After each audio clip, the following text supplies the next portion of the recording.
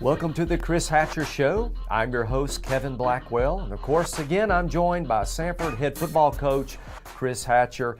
This past Saturday, the Bulldogs took on the VMI Keydets for a key Southern Conference matchup, a home game for Samford.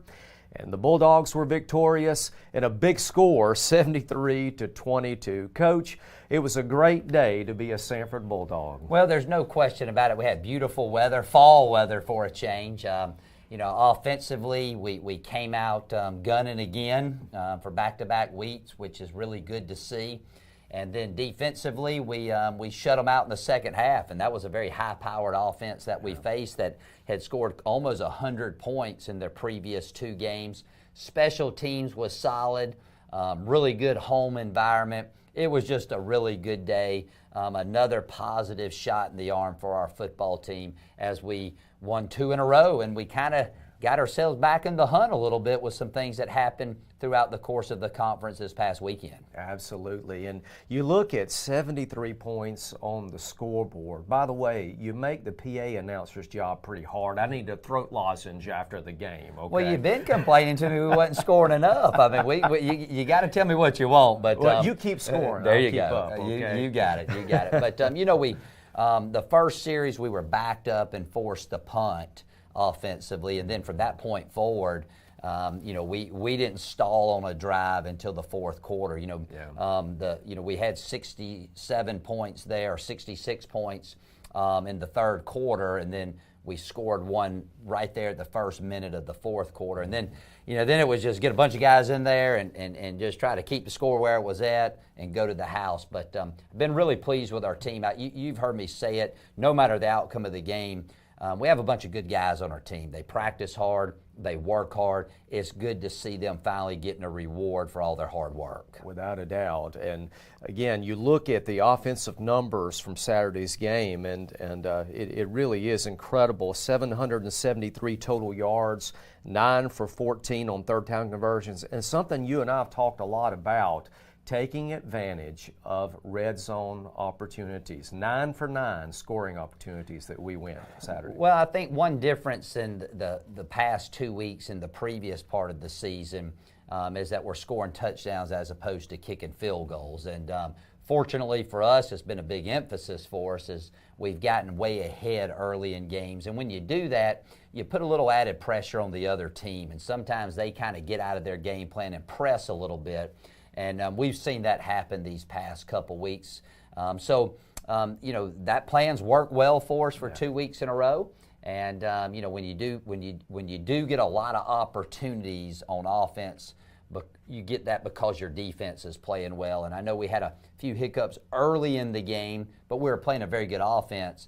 But as good as we played offensively, I'm super proud of how our defense came out and totally shut a high-powered team down in the second half, which is really bodes well as we move forward in conference play. No doubt. I do want to mention our rushing numbers. You and I don't get to talk a lot about good rushing numbers, but we saw that in Saturday's game. Total rushing for our team, almost 300 yards, and certainly we want to mention DeMarcus Ware.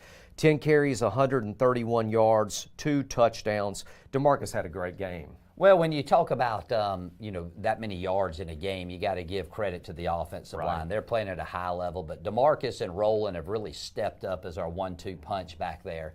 And again, that's huge numbers. We'll take those rushing numbers every week.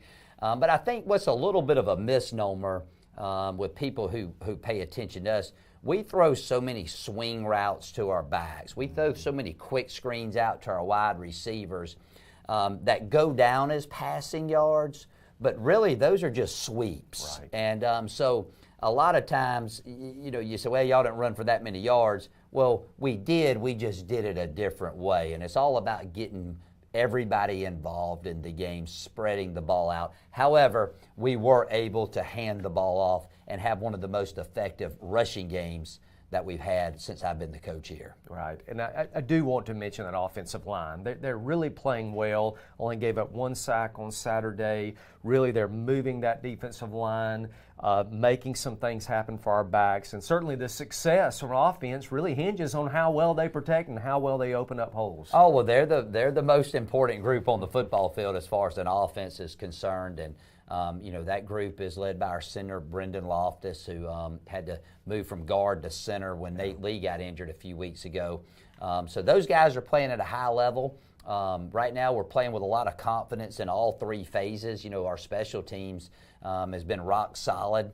And we got to continue to do that because the games, as you go further in October and November, they tend to mean a little bit more, and the competition gets a little stiffer. Yeah. And speaking of that, as we look toward our future, and we're seeing the games coming here, we've certainly got some difficult games coming up, and we've got to travel to Greenville this week to play a pretty good Furman team. And when you look at Furman's schedule this year, rough start, and all of a sudden they've got 2 wins in a row and a big win last week against Wofford. Well, you look at, and that's kind of how their season played out last year. They started out rough, and I think they won 6 in a row until we beat them. And they were a playoff team just like us last year. But they played some tough teams, kind of like their season's gone a little bit like ours, and it's going to be a very good matchup. We got to go on the road. We got to play well on the road. And this is a big week for us because our goal several weeks back was to get back to 500, and we felt like if some things happen, which they have throughout the conference, and we could go into the bye week at 4-4, that we would put ourselves in a position to still have a chance to backdoor into the conference championship. Yeah, absolutely. And all the goals are still in front of us. And I know that's something you've been talking to your team about, I'm sure. Well, we have. The only goal that's not out there is having an undefeated season. You try to win 1 game a week, and we haven't done that. But you can't change the beginning, but you can change the ending. And so we need to play well. The challenges this week is you play a very aggressive defense that shows you multiple looks. It's really hard to get a beat on. And then offensively, they run a little option. They have a bunch of throwbacks. They run a bunch of reverses. They're just kind of they're very well coached, but they do a lot of stuff that puts you in a bind. So we're going to have to play our best game up to date in order to come home with a victory this week over a very good Furman football team. Well, as the great philosopher Willie Nelson once said, on the road again. There you go. That's on the right. road That's again. right. Yeah. Coach, as we get ready to close out the show, talk about those road games. I mean, generally we see a 2 o'clock kickoff for a lot of these road games. What kind of schedule do you keep your team with to focus them on the game that day? Well, we try to get to the hotel around 5:30 or 6 on Friday to keep our dinner around 6, and then we feed them a snack and let them rest up, and they like the time off because of the hectic football and academic schedule that they go through during the course of the week. And then we usually eat our pregame meal about 4 hours before the game, have just a quick little 20-minute walk through. I do my talking to the team, just the final reminders there at the hotel, and we get to the game about 1 hour and 45 minutes for kickoff.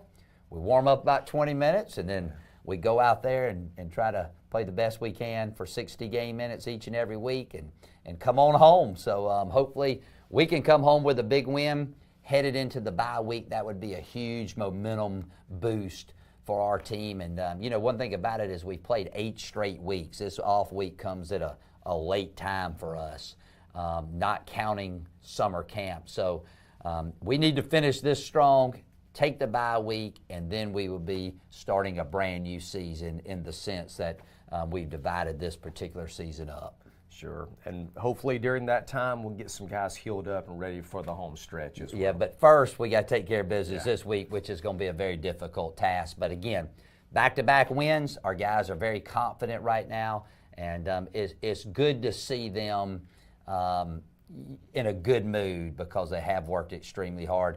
Unfortunately, just early in the year, things didn't go our way. Yeah. Well, all our goals are still in front of us, and Samford fans will know you'll be pulling for the Bulldogs as they travel this Saturday up to Greenville, South Carolina to face Furman. It's a 2 o'clock kickoff, and you can catch that on ESPN+. And, Coach, good luck on the game. We'll be pulling for you and looking forward to talking to you next week. I sure do appreciate it, Kevin. Thank you.